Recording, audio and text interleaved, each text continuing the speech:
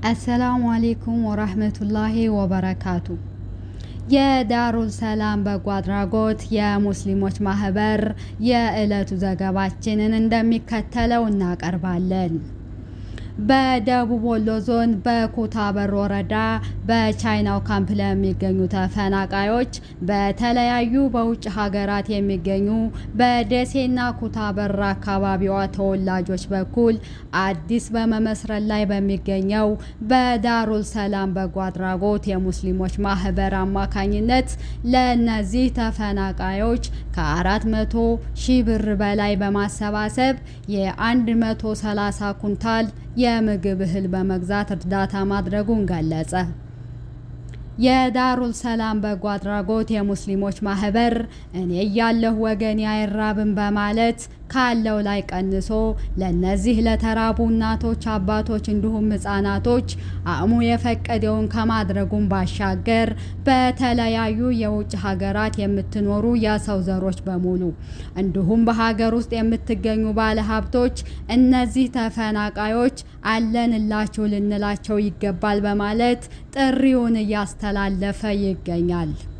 በቦታው ላይ በመገኘት ይህን ዘገባ ያደረሱን የዳሩል ሰላም በጎ አድራጎት የሙስሊሞች ማህበራት ይህንን ኸይር ስራ በማስተባበር ጊዜያቸውን መጽዋዕት ከፍለው እተፈለገበት ቦታ ላይ እንዳደርሱ አባላቱ የወከላቸው ወንድማችን እስማኤል አሊ፣ ወንድማችን ሰይድ አደም እንዲሁም ወንድማችን መምህር በድሩ አሊ ማህበሩ የጣለባችሁን ኃላፊነትና በአግባቡ ስለተዋጣችሁ በማህበሩ ስም እጅግ አድርገን እናመሰግናለን። ጀዛኩም አላህ ኸይረን። ወሰላሙ አለይኩም ወራህመቱላሂ ወበረካቱ።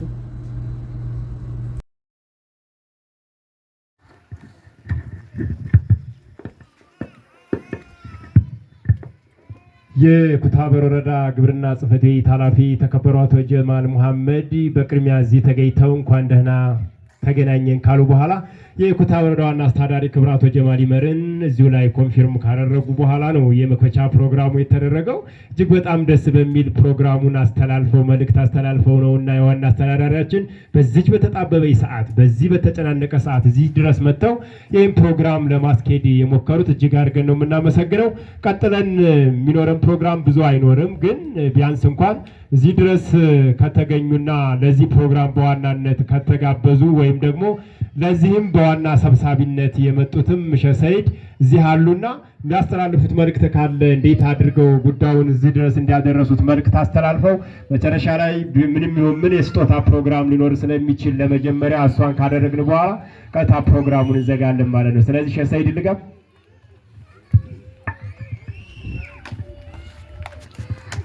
ሰላም አለይኩም ወራህመቱላሂ ወበረካቱሁ። ወአለይኩም ሰላም።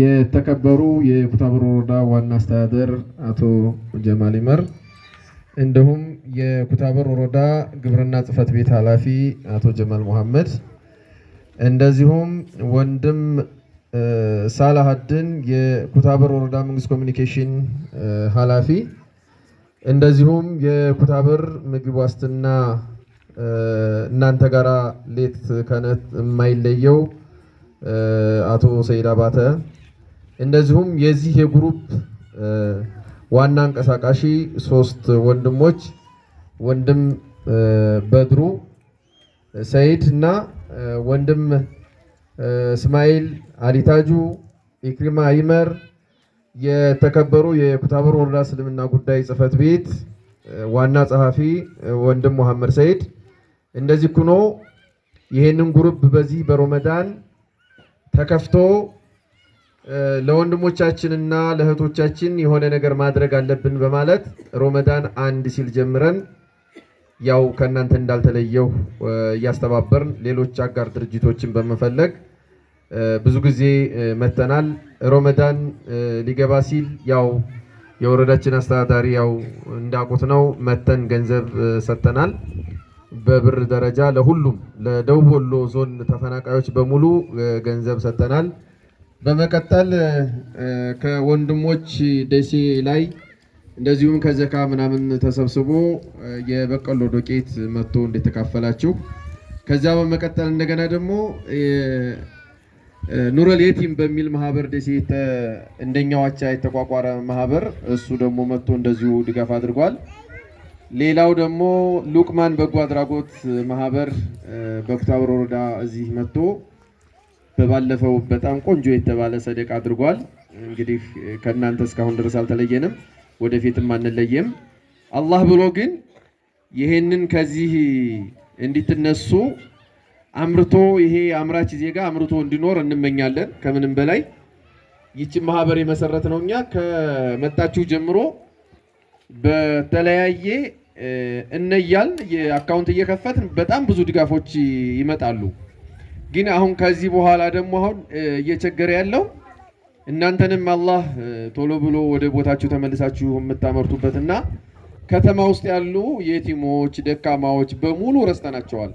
ጧት ማታ ትዝ የምትሉን እናንተ ናችሁና ይህንን ነገር አገር አቀፍ ማድረግ አለብን ብሎ ማለት በኩታበር እና በደሴ አካባቢ ወንድሞች ሀሳቡ ተጠንስሶ እዚሁ የኩታበር እንደው መናገር የምፈልገው ስማቸውን ጠቅሼ ያልጨርሰን ወደ 180 አባል አለን። ከ180 አባል ውስጥ 85 አካባቢ ገንዘብ አውጥቶ ወደ 472,000 ብር አዋጥቶ 133 ኩንታል ማሽላ ተገዝቷል።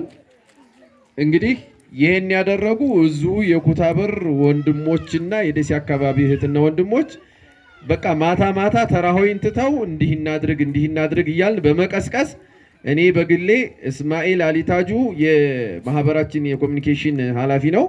እሱ ግን እስከ ሌሊቱ 6 ሰዓት ድረስ አንተኛም ነው ተራሆይ እንኳን የለም ማለት ረመዳን ላይ የተወሰነች ነገር መገኘት አለበት ብለን በምስረታ ላይና ወደፊት በምስረታ ላይ የሚገኝ በኩታበርና በደሴ አካባቢ እህትና ወንድሞች የዳሩ ሰላም ሙስሊም ሀገር አቀፍ በጎ አድራጎት ማህበር በምስረታ ላይ ያለ ለመጀመሪያ ጊዜ በኩታበር ከተማ ቻይና ካምፕ ለሚገኙ ተፈናቃዮች 133 ኩንታል 130 ይላል እዛ 3 ኩንታል የመጣው ልንመጣ ስንል ሲያስገቡልን 3ቷን ኩንታል ስለጨመረ ነው።